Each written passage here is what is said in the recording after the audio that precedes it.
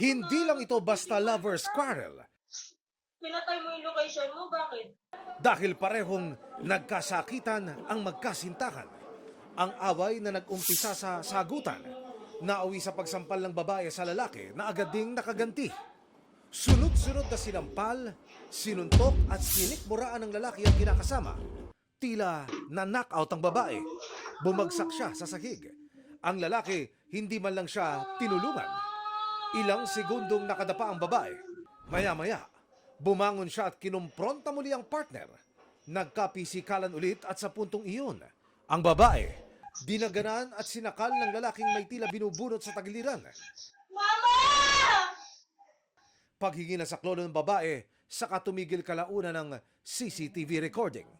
Inihabla na kahapon ng babae ang kinakasama niya na pulis pala. Ayon sa pulisya, 3 taon nang magka-live-in ang dalawa. Ilang beses na rin silang nagkasakitan, selos ang karaniwang dahilan. Ito pong video ayon sa ating biktima ay noong March 12. Ayon po sa pahayag ng ating biktima, 2 beses nangyari ito. Ito po yung huling nangyari noong March 12, 2026. And yung nauna po ay last year.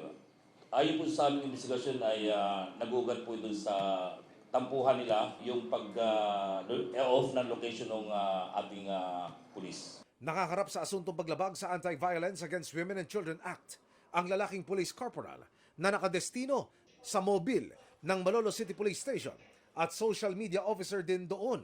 Siya po ay ating official vlogger sa ating station. Patroller po siya, driver po siya ng isang mobile patrol namin.